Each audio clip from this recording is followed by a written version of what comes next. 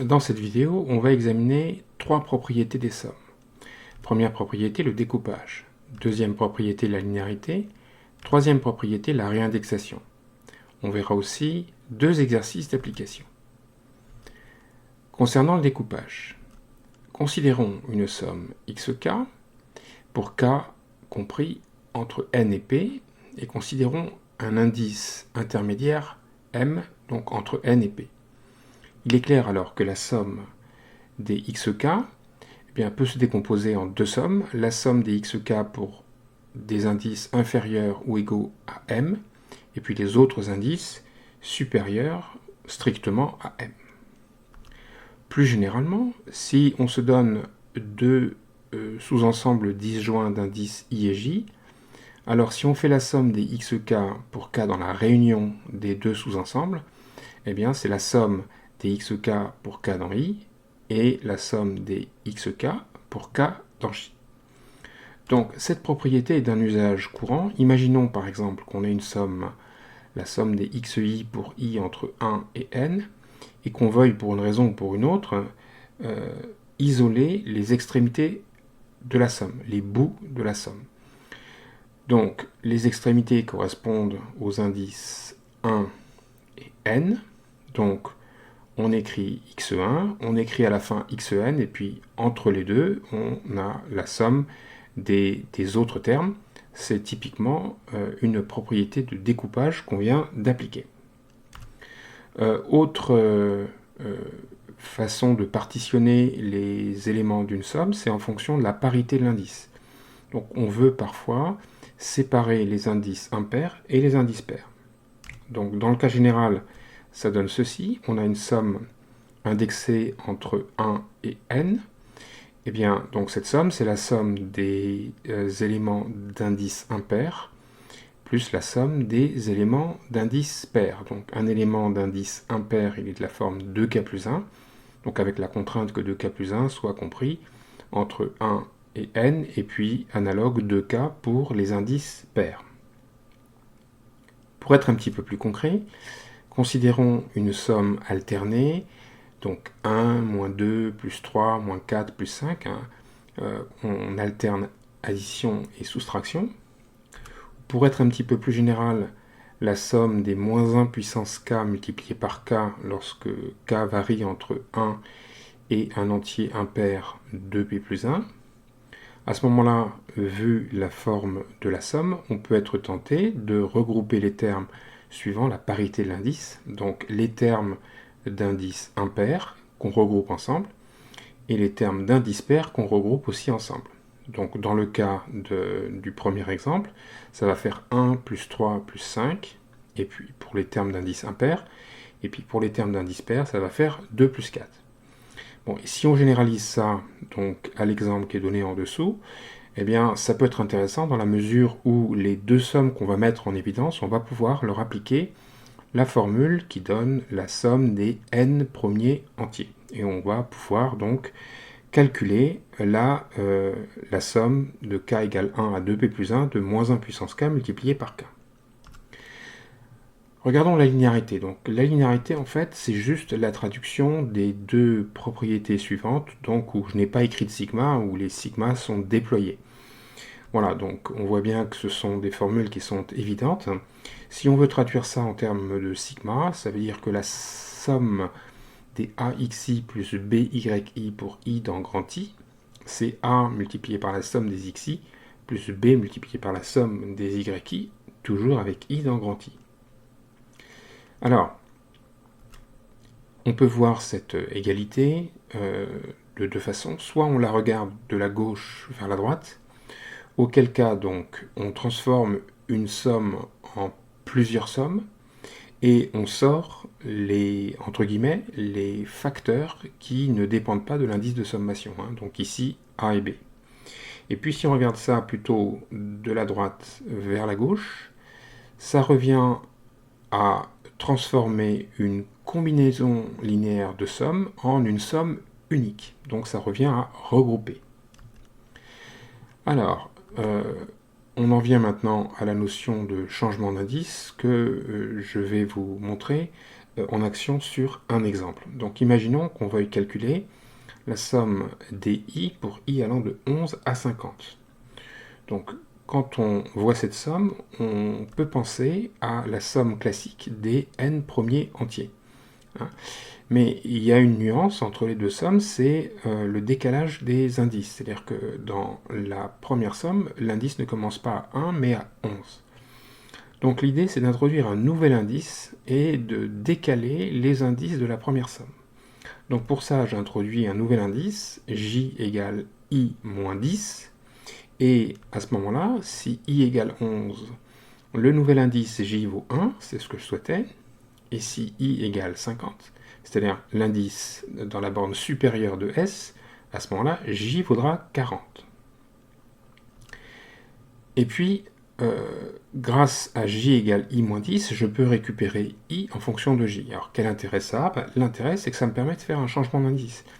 Dans la mesure où, dans ma première somme, j'avais i, et que maintenant, j'ai i en fonction de j. Donc, ma somme se réécrit avec un indice j de la manière suivante. C'est la somme de j égale 1, donc ça correspond à i égale 11 après changement d'indice, jusqu'à donc j égale 40, qui provient du i égale 50, donc des j plus 10, les j plus 10 provenant simplement du i, puisque i égale j plus 10. Donc, voilà, on a mis en œuvre la technique du changement d'indice, mais on va aller un petit peu plus loin, on va conclure et effectuer le calcul. Donc, à partir du résultat qu'on a obtenu, on voit qu'on peut poursuivre par linéarité, puisque sous le symbole sigma, je vois que j'ai j plus 10, donc je vais pouvoir découper ma somme en deux sommes. Donc la première somme, je vois que je peux la calculer facilement parce que c'est la somme des 40 premiers entiers. Et puis la deuxième aussi parce que le terme qui figure dans la somme est indépendant de l'indice de sommation. Donc dans un cas comme dans l'autre, on sait le calculer. Et donc au total, on obtient 1220. Bien, revenons donc au changement d'indice. En pratique, on peut rencontrer deux catégories de changements d'indice. Donc le premier, on l'a vu en exemple, c'est le cas où on a une translation ou un décalage d'indice, c'est-à-dire que le nouvel indice, c'est l'ancien, plus ou moins quelque chose. Et puis, occasionnellement, on peut aussi avoir à faire une symétrie de l'indice, c'est-à-dire que le nouvel indice, c'est l'opposé de l'ancien, plus ou moins quelque chose. Et en fait, ça revient à parcourir les indices de la somme initiale à l'envers.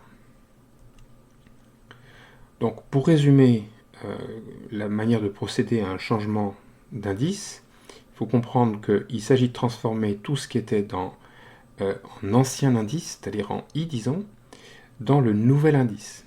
Et donc, en pratique, on doit effectuer trois modifications.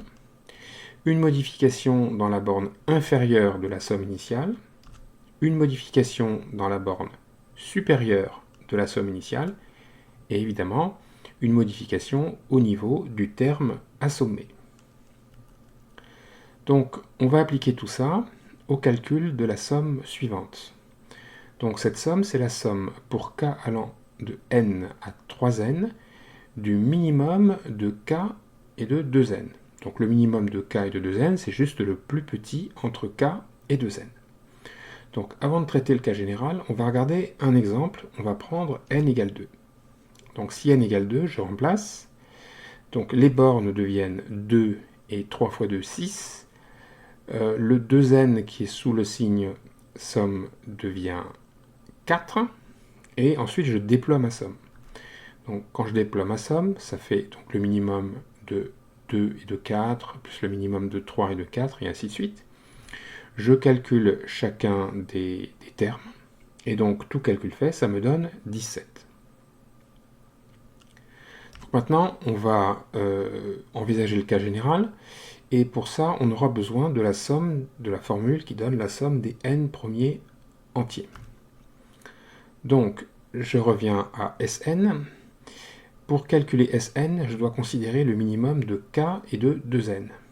Et je vois que 2n est situé entre l'indice inférieur et l'indice supérieur. Par conséquent, il est très naturel ici de découper la somme en deux sommes, selon que l'indice k est inférieur ou égal à 2n ou strictement supérieur.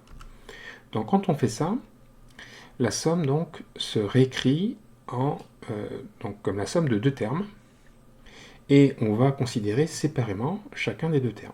Donc le premier terme, il correspond aux indices k qui sont donc inférieurs ou égaux à 2n. Par conséquent, ça veut dire que le minimum entre k et 2n, eh bien c'est k. Et puis, pour la deuxième somme, c'est le contraire. C'est-à-dire que le minimum entre k et 2n, ça fait 2n. Et donc ma somme devient la somme des 2n pour k allant de 2n plus 1 à 3n. Et cette somme se calcule facilement, parce que je dois sommer un élément qui est indépendant de l'indice de sommation, qui est indépendant de k. Donc je sais que pour faire ce genre de calcul, il faut déterminer le nombre de termes de la somme. Donc le nombre de termes de la somme, il se fait en regardant l'écart qu'il y a entre la borne inférieure et la borne supérieure, et en rajoutant 1.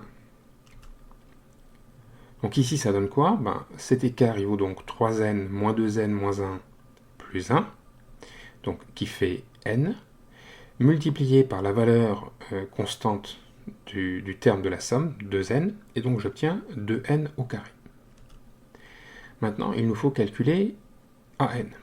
Donc ça peut se faire de différentes façons, mais pour appliquer ce qu'on a vu précédemment, on va faire un décalage d'indice, c'est-à-dire qu'on va changer l'indice pour que le nouvel indice initial soit 0. Donc j'introduis le changement d'indice, le décalage d'indice, j égale k-n. Donc quand je procède au changement d'indice, en bas j'obtiens j égale 0, c'est ce que je souhaitais. En haut j'obtiens 2n moins n, c'est-à-dire donc n.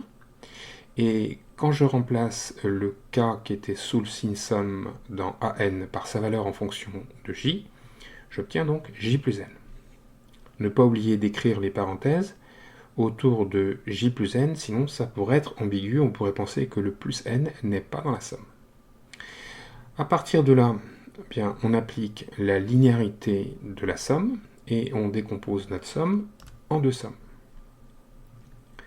Et on calcule séparément chacune des sommes. Donc la première, eh bien, le fait que le premier indice soit j égale 0 ou j égale 1 est indifférent, donc je vais mettre j égale 1, et je reconnais à ce moment-là donc la formule qui donne les n, la somme des n premiers entiers. Donc ça fait n plus 1 sur 2. Et puis je transforme de même la deuxième somme. Donc la deuxième somme, comme tout à l'heure, c'est une somme d'un terme qui ne dépend pas de l'indice de sommation. Comme il y a n plus 1 termes, cette somme vaut donc le terme constant multiplié par le nombre de termes, donc n facteur de n plus 1. Donc finalement, on peut calculer an, puisque an était la somme de deux termes qu'on a précédemment calculés. Donc toute réduction faite, on obtient 3n facteur de n plus 1 sur 2. Et puis, pour conclure, Sn c'était an plus bn, on vient de calculer an, on avait calculé bn, et donc la somme donne n facteur de 7n plus 3 sur 2. Donc comme on avait calculé la somme Sn pour n égale 2 tout à l'heure, on va vérifier. Donc on avait trouvé pour n égale 2 que la somme valait 17, et on va remplacer n par 2 dans l'encadré. Donc on trouve 2 fois 7 fois 2, 14, plus 3, 17. Les deux s'éliminent, et on retrouve bien 17. Deuxième exercice d'application. On nous donne la somme des 42 premiers carrés, on nous dit qu'elle vaut 25 585, et on nous demande d'en déduire la valeur de la somme U des J2 moins de J plus 1 lorsque J varie de 1 à 42. Donc on peut faire cet exercice de différentes façons. Une des façons de faire relativement naturelle, c'est d'appliquer la linéarité à la parenthèse qui est dans U. Donc on scinde la somme U en 3 sommes. La somme des J2, on la connaît. La somme des 1, on peut la calculer. Et la somme des J, on a une formule. Donc on peut très bien s'en sortir comme ça. Mais on va voir une méthode alternative. Donc, on veut calculer la somme des J2 moins 2J plus 1 pour J entre 1 et 42, sachant que la somme des J2 entre 1 et 42 vaut 25 585. Donc l'idée de base, en fait, pour résoudre la question, c'est de remarquer que J2 moins 2J plus 1, c'est J moins 1 au carré. Donc je remplace, et à ce moment-là, je vais procéder à un changement d'indice pour avoir une somme de carré de l'indice. Donc je pose J-1 égale K, et je procède au changement d'indice. Donc le nouvel indice en bas, c'est 1 moins 1, 0. En haut, c'est 42 moins 1, 41. Et donc je fais la somme des K au carré. Le K égale 1 en valeur initiale d'indice, je peux le changer. Pardon, le K égale 0 en valeur initiale d'indice, je peux le changer en K égale 1. Et à ce moment-là, quand je regarde ce que j'obtiens pour U, je vois que j'ai la somme de tous les carrés jusqu'à 41. Alors que S, c'est la somme de tous les carrés à partir de 1 jusqu'à 42.